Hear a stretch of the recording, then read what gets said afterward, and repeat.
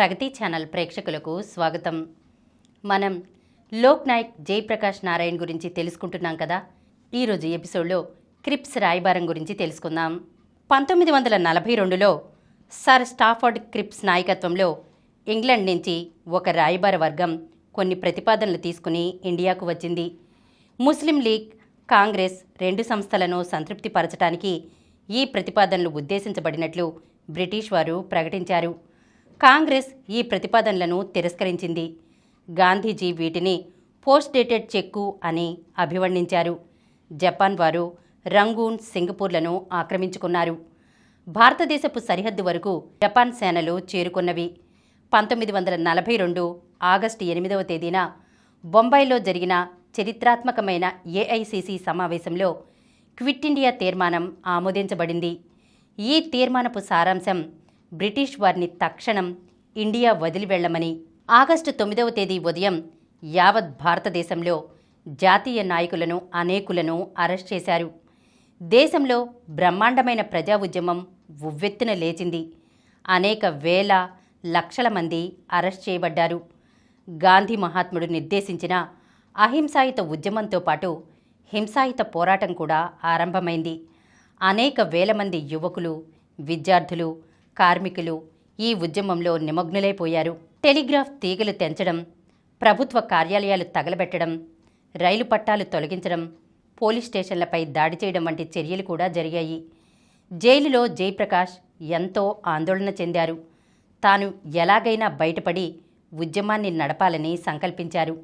కానీ బయటికి రావటం ఎలా అన్నదే ప్రశ్న. 1942 అక్టోబర్ నెలలో ఒకనాడు దీపావళి పండుగ నాడు ఆయనకి అవకాశం చిక్కింది. జైలు అధికారులు, కాపలాదారులు దీపావళి పండుగ సంబరాలలో నిమగ్నమై ఉన్న సమయంలో జేపీ, ఆయనతో పాటు 5 ఆయన అనుచరులు రాత్రి చీకట్లో జైలు గోడలు దూకి పరారయ్యారు. జైలు నుంచి తప్పించుకుని పోలీసుల కంటపడకుండా జయప్రకాష్ అనేక కష్టాలు పడుతూ తుదకు నేపాల్ చేరుకున్నారు. నేపాల్ను కేంద్రంగా చేసుకుని రామ్ మనోహర్ లోహియాతో కలిసి సువ్యవస్థితమైన విప్లవోద్యమాన్ని నడపడానికి ప్రయత్నాలు ఆరంభించారు. బ్రిటిష్ ప్రభుత్వంతో సాయుధ పోరాటానికి ప్రయత్నాలు చేయటం జరిగింది. పారిశ్రామిక కార్మికులు, విద్యార్థులు, రైతులు తదితరులను ఉద్దేశిస్తూ కరపత్రాలు ప్రచురించబడినవి. అందులో బ్రిటిష్ ప్రభుత్వాన్ని స్తంభింపచేయాలని, సాయుధ విప్లవమే దేశ విముక్తికి శరణ్యమని ఉద్ఘాటించడం జరిగింది. పోలీస్ శాఖ, సైనిక శాఖలోకి కూడా విప్లవకారులు చొరబడ్డారు. అలా వారి సహాయాన్ని కూడా ఉద్యమంలో తీసుకొనటానికి ప్రయత్నాలు జరిగాయి. నేపాల్లో రామ్ మనోహర్ లోహియా ఆజాద్ హింద్ రేడియోని నెలకొల్పి బ్రిటిష్ ప్రభుత్వానికి వ్యతిరేకంగా దీర్ఘకాల పోరాటానికి పథకాలు వేశారు. సుభాష్ చంద్రబోస్ దేశం వెలుపలికి వెళ్లి ఇతర దేశాల సహాయంతో భారతదేశానికి స్వాతంత్ర్యం సముపార్జించడానికి కృషి చేస్తుంటే జయప్రకాష్, లోహియాలు భారతదేశంలోనే అజ్ఞాతవాసంలో ఉండి దేశ ప్రజల సహాయ సహకారాలతో స్వాతంత్ర్యం తీసుకురావటానికి కృషి చేశారు. అయితే ఇరువురి జయము సాయుధ పోరాటం ద్వారానే బ్రిటిష్ వారిని జయించటం. నేపాల్లో జేపీ, లోహియా ఇరువురు అరెస్ట్ అయ్యారు.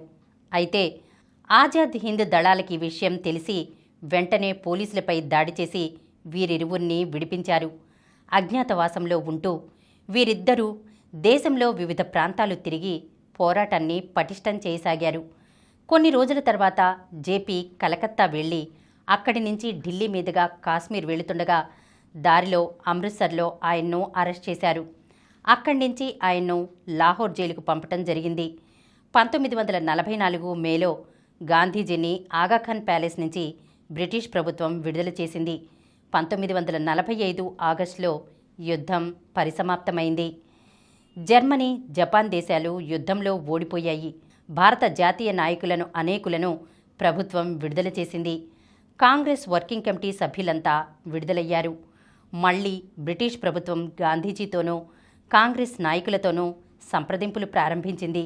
అయితే జయప్రకాష్ మాత్రం 1942లో తీసుకున్న నిర్ణయం ప్రకారమే బ్రిటిష్ వారు భారతదేశాన్ని వదిలి వెళ్ళిపోవాలని, దేశానికి సంపూర్ణ స్వాతంత్ర్యం లభించాలని నొక్కి వక్కాణించారు. జనవరి 1945లో లోహియా, జయప్రకాష్లను లాహోర్ నుంచి ఆగ్రా జైలుకు తీసుకువచ్చారు. 1946 ఏప్రిల్ 11వ తేదీన జయప్రకాష్, లోహియా ఇరువురు ఆగ్రా జైలు నుంచి విడుదల చేయబడ్డారు. గాంధీజీ అహింసాత్మక పద్ధతిని జయప్రకాష్ ఎప్పుడూ విమర్శిస్తూ ఉండేవారు. గాంధీ సిద్ధాంతాలను జేపీ విమర్శిస్తున్నప్పటికీ గాంధీజీ మాత్రం జయప్రకాష్ నిజాయితీని, ఆయన దేశభక్తిని, నిస్వార్థ సేవను కొనియాడుతూనే ఉండేవారు. ఈరోజు మనం లోక్ నాయక్ జయప్రకాష్కి సంబంధించినటువంటి కొన్ని విషయాలను గురించి తెలుసుకున్నాం కదా. వచ్చే ఎపిసోడ్లో మరికొన్ని విషయాలతో కలుద్దాం.